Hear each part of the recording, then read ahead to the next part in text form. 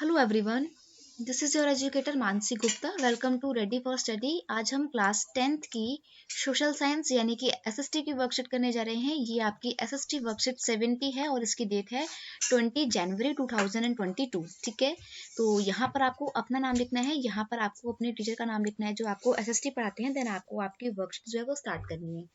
आज की जो हमारी वर्कशीट है इसमें हम आपकी बुक हिस्ट्री की बुक का एक नया चैप्टर स्टार्ट करने जा रहे हैं, nationalism in Europe, sorry nationalism in India. Previous में हमने क्या पढ़ा था, सेकंड चैप्टर में नेशनलिज्म इन यूरोप के बारे में पढ़ा था। आज हम बात करेंगे कि इंडिया में नेशनलिज्म का जो भावना था या नेशनलिज्म के जो मूवमेंट थे वो कैसे कैसे स्टार्ट हुए। ठीक है, स्टार्ट करते हैं। Dear student, now we will study the nationalism in India. In this chapter we will read the various aspect of freedom movement in India. इस चैप्टर में हम ये जानेंगे कि 1857 का जो रिवोल्ट था जिसमें हमने भारत के लोगों ने मिलकर अंग्रेजों के खिलाफ एक लड़ाई लड़ी थी, लेकिन वो मूवमेंट जो है वो फेल हो जाता है। वो मूवमेंट क्या होता है, फेल हो जाता है। रेवोल्यूशन फेल हो जाती है तो क्या होता है, धीरे धीरे इंडियंस के अंदर एक नेशनलिज्म की भावना आ रही है। वो सोचने लगे हैं कि हाँ, हम लोग जो है एक भारत का हिस्सा है, हमारा प्यारा देश है और हमारे को अपने इस भारत को आजाद करवाना है। ठीक है, तो ये जो नेशनलिज्म की भावना आ रही थी, इसी से फ्रीडम मूवमेंट जो है उनको बल मिलता है। इन India, the growth of modern nationalism is intimately connected to the anti-colonial movement. People begin to discover their unity in the process of their struggle with the colonialism. This sense of being oppressed under the colonialism provided a sheer bond that tied many different group together. देखो इसमें ये बोल रहा है कि अंग्रेजों के खिलाफ भारत के लोग जो है उनके अंदर एक भावना आ गई कि हमारे को अपने देश को आजाद कराना है और इस कॉलोनियलिज्म का जो दौर है इसको बाहर भगाना है। ठीक है, तो इसलिए क्या होता है ना, डिफरेंट डिफरेंट ग्रुप जो है वो टुगेदर एक साथ आ जाते हैं, मिल जाते हैं एक साथ, ताकि वो भारत से इस कॉलोनियल रूल को जो है पूरी तरीके से अबॉलिश कर सकें। ठीक है, तो अब क्या होता है, हमारी फर्स्ट वर्ल्ड वॉर होती है। फर्स्ट वर्ल्ड वॉर के दौरान जो है नेशनलिज्म की जो भावना है वो बिल्कुल अपने पीक पर होती है। ठीक है, फर्स्ट वर्ल्ड वॉर के बाद जो आपके अलग अलग मूवमेंट होने स्टार्ट हो जाएंगे। The first world war and its impact. अब फर्स्ट वर्ल्ड वॉर जब हुआ था तो मैंने आपको आपने प्रीवियस क्लास में यानी कि 9th क्लास में 3rd चैप्टर में पढ़ा होगा, हिटलर वाले चैप्टर में, कि फर्स्ट वर्ल्ड वॉर जो है उसके पीछे क्या क्या रीजन थे। हाँ, आज हम बात करेंगे कि जो फर्स्ट वर्ल्ड वॉर हुआ उसके क्या क्या इम्पैक्ट पड़े अलग अलग कंट्रीज में, अलग अलग देशों में, स्पेशली भारत में उस फर्स्ट वर्ल्ड वॉर के क्या प्रभाव पड़े। The war created a new economic and political situation. It led to the huge increase in the defense expenditure, which was financed by the war loan, and increased taxes, custom duties were raised in the income tax introduced. देखो first world war के दौरान क्या होता है भाई, लड़ाई हो रही है, पैसे की तो बहुत ज्यादा आवश्यकता होगी, बहुत जरूरत होगी पैसे की, क्योंकि लड़ना है तो क्या करना पड़ेगा आपको, अपना डिफेंस के लिए सामान लेना पड़ेगा, सेना के लिए आपको कपड़े लेने पड़ेंगे, उसके लिए औजार खरीदने पड़ेंगे, तो पैसे चाहिए इन सब चीजों के लिए। अब जो है लोन लिए गए गवर्नमेंट्स के द्वारा, अलग कंट्री की, यूरोपियन कंट्री से गवर्नमेंट ने लोन लिए और इस लोन को पूरा करने के लिए उन्होंने क्या करा, अपने देश की जनता पर हैवी टैक्सेस जो है वो लगा दिए। ठीक है, कौन कौन से टैक्सेस लगा दिए, कस्टम ड्यूटीज बढ़ा दी उन्होंने, और उन्होंने इनकम टैक्स जो है वो भी इंट्रोड्यूस किया, जितनी इनकम उतना ज्यादा tax. The long war led to increase in price of goods, doubling between 1913 and 1918, leading the extreme hardship for the common people. अब भाई वॉर जो है बहुत लंबा चल रहा है भाई, आपको पता है 1914 से 1919 तक चलता है, लगभग आपका 4 साल तक ही, 4 से 5 साल जो आपका वॉर चलता है। इसमें क्या होता है ना, लोगों जो है बिल्कुल परेशान हो जाते हैं। क्यों? क्योंकि सारा खाने पीने का सामान तो सेना के लिए जा रहा था, तो जो कॉमन लोग थे उनके लिए नॉर्मल गुड्स जो थे उनके प्राइस बहुत ज्यादा हाइक हो गए थे, बहुत ज्यादा बढ़ गए थे, तो कॉमन लोगों के लिए नॉर्मल खाना पीना जुटा पाना बहुत ही मुश्किल होता जा रहा था। ठीक है, villagers were called upon a supply soldier. अब जो गांव के लोग थे उनको बोला कि अब तुम्हारे को भाई सेना बनना पड़ेगा, सेना में शामिल होना पड़ेगा। क्यों? क्योंकि हमारे आर्मी वाले जो वो तो खत्म होते जा रहे हैं, अब लड़ने के लिए कोई ना कोई तो चाहिए और हमारे को अपनी सेना भी बड़ी करनी है। तो उन्होंने क्या करा, गांव के जितने भी लड़के हाथ में आते थे सबको पकड़ के ले जाते थे आर्मी में भर्ती करने के लिए। And the force recruitment in rural areas cause wide spread anger. इससे क्या होता है भाई, गाँव के लोगों में बड़ा गुस्सा होता है कि जबरदस्ती हमारे को आर्मी में भर्ती किया जा रहा है। In force recruitment the colonial state force people to join the army.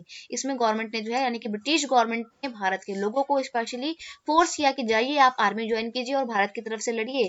Government ने मतलब कॉलोनियल गवर्नमेंट ने ये वायदा भी किया था इंडियन लोगों से कि अगर आप इस वॉर में हमारी तरफ से, ब्रिटेन की तरफ से लड़ते हैं और अगर हम जीतते हैं तो हम भारत को आजाद कर देंगे। ठीक है, लेकिन आपको पता है अंग्रेज धोखेबाज निकले, उन्हें इन द एंड ये अपना वादा जो है, इसको प्रॉमिस को कंप्लीट नहीं किया था।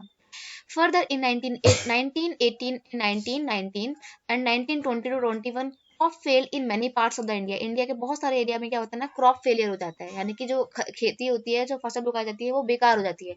एक तो वैसे ही खाने की कमी थी और ऊपर से फसल खराब होकर बेड़ा गर्क हो जाता है, resulting in the acute shortage of food. खाने की बहुत ज्यादा क्या होती है, कमी हो जाती है। This was accompanied by the influenza epidemic.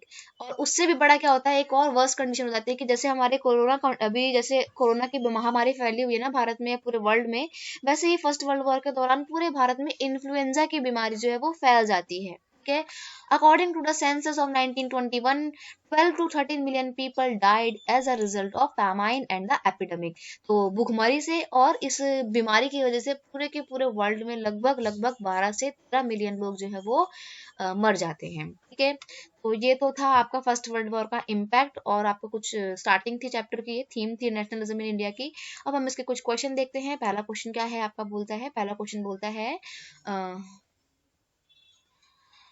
What do you understand by the forced recruitment? Forced recruitment से आपका क्या मतलब है? The forced recruitment is process by which the colonial state forced the people to join the army. जिसमें क्या होता है, British government लोगों को फोर्स करती है कि आपको क्या करना है, आर्मी को ज्वाइन करना है। The British government in India restored it to restore it at the time of the first world war. India में जो है ब्रिटिश गवर्नमेंट ने ये वाली चाल कब चली थी, जब उनको फर्स्ट वर्ल्ड वॉर में लड़ने के लिए सोल्जर्स चाहिए थे। ठीक है, ताकि वो अपनी आर्मी की संख्या को बढ़ा सके। क्वेश्चन नंबर सेकंड बोलता है, evaluate the impact of first world war on the India. India में फर्स्ट वर्ल्ड वॉर के क्या क्या इम्पैक्ट पड़े। तो वो जो भी मैंने आपको ऊपर सारे इम्पैक्ट बताए थे वो सब कुछ इंडिया का ही था। तो आप ये जो है क्वेश्चन वही से मैंने यहाँ पे कॉपी किया है। तो आप I don't think I need to explain it again, you can already get the idea what the answer is saying. Okay, question number 3 है, gather some information about the influenza epidemic and its impact with the help of your teachers, parents and internet. Internet की help से अपने parents और father mother वगैरह जो है, अपने teachers हैं, उन सब की हेल्प से क्या करना है, आपको थोड़ी सी इन्फॉर्मेशन गैदर करनी है इन्फ्लुएंजा एपिडेमिक के बारे में, कि जो प्रॉब्लम आई थी, जैसे कोरोना भी चल रहा है वैसे ही इन्फ्लुएंजा उस टाइम पे चला था, तो क्या क्या प्रॉब्लम्स आई थी, आपको उसका क्या क्या इम्पैक्ट पड़ा था पूरे वर्ल्ड में, आपको उसके ऊपर आप पूरी इन्फॉर्मेशन गैदर करनी है। तो उसकी इन्फॉर्मेशन देखो कुछ इस तरीके से रहेगी। द एपिडेमिक किल्ड रफली बिटवीन 50 टू 100 मिलियन पीपल। को ऊपर जो मैंने आपको बताया था ना, वो ये था पूरे इंडिया में कम से कम 12 से 13 मिलियन लोग मरे थे। ठीक है, लेकिन अगर वर्ल्ड की बात की जाए तो पूरे वर्ल्ड में कितने लोग मरे थे, कम से कम 50 से 100 मिलियन लोग जो है इस बीमारी से मर गए थे। ठीक है, colonial India remained one of the worst hit nation with the estimate mortality of 13 million. और कोलोनियल इंडिया यानी कि इंडिया में सबसे ज्यादा लोग, कोलोनियल इंडिया जो है यानी कि भारत जो है, इस एपिडेमिक से बहुत ज्यादा प्रभावित हुआ था। क्यों? क्योंकि यहाँ की लगभग 13 मिलियन जनता जो है वो मर गई थी। ठीक है, काल के ग्रास में समा गई थी। In USA 1.5% decline in GDP and 2.1% drop in consumption. और जीडीपी जो रेट जो है यूएसए का, अमेरिका का, वो 1.5% घट जाता है, और वहां पे जो है कंजम्पशन जो है यानी कि चीजों का उत्पादन जो होता है, प्रोडक्शन जो होती है, वो 2.1% तक वो भी ड्रॉप हो जाती है। Decline in economic activity combined the elevated inflation resulted in large decline in the real returns of stock market जो है वो फेल हो जाते हैं। क्यों? क्योंकि जो स्टॉक्स जो होते हैं, शेयर वगैरह हैं, उनके दाम बिल्कुल घट जाते हैं। ठीक है, जो करोड़पति होते थे एक टाइम पे, वो बिल्कुल कंगाल हो जाते हैं, हालात इतने खराब हो जाते हैं। ठीक है, ग्रेट डिप्रेशन जो है वो भी इसी टाइम पे ही पड़ता है आपका। So many people lose their jobs. So बहुत सारे लोग जो है अपनी जॉब खो देते हैं, जैसे कि कोविड काल में बहुत सारे लोगों ने अपनी जॉब जो है वो खो दी है। और inflation was at the high stage, यानी कि महंगाई जो है वो बिल्कुल टॉप पे होती है। ठीक है, लोगों को खाना पीना जो है बहुत ही मुश्किल हो जाता है।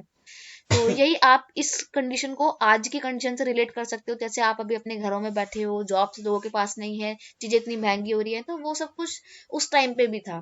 ठीक है, तो बस आज की जो हमारी वर्कशीट थी वो सिर्फ इतनी थी। तो मैं आपके लिए एक फोटो लेकर आई हूँ कि जब इन्फ्लुएंजा एपिडेमिक आया था तो कैसे हालात हो गए थे, कितने बड़ी मात्रा में लोग जो है उनको एडमिट किया जाता था हॉस्पिटल में। हॉस्पिटल्स की कमी हो गई थी, इसलिए कैंप तक लगाने पड़ते थे, जैसे अभी हमने भी देखे थे, हमारे इंडिया में भी लगाए गए थे अप्रैल के टाइम 2021 में। ठीक है, खाने पीने के लिए लोगों को इतनी लंबी लंबी लाइनें लगानी पड़ती थी, फिर भी सम्मान नहीं मिल पाता था। क्यों? क्योंकि खाने की कमी हो गई थी, क्रॉप फेलियर हो रहा था। ठीक है, और उस टाइम पे वेदर भी बहुत कम था, प्लस लोगों के पास पैसा नहीं था, तो महंगी दरों पे सामान खरीदने के लिए वो लोग बेचारे बाध्य थे, तो बैंकों में जाते थे, लंबी लंबी लाइनें लगाते थे, पैसा निकालते थे। ठीक है, तो कंडीशन बहुत ज्यादा वर्स्ट थी उस टाइम पे। आज की जो हमारी वर्कशीट थी वो सिर्फ इतनी थी, नेशनलिज्म इन इंडिया का। आई होप आपको इंट्रोडक्शन समझ में आया होगा और पसंद भी लगा होगा। तो अगर आपको ये वीडियो अच्छा लगता है इसे अपने दोस्तों के साथ शेयर कीजिए, वीडियो को लाइक कीजिए और कमेंट करके बताना वीडियो कैसा लगा। और अगर आप चैनल पर नए हो तो सब्सक्राइब करना मत भूलना। मिलते हैं नेक्स्ट वीडियो में नेक्स्ट वर्कशीट के साथ, तब तक के लिए thank you so much, bye bye.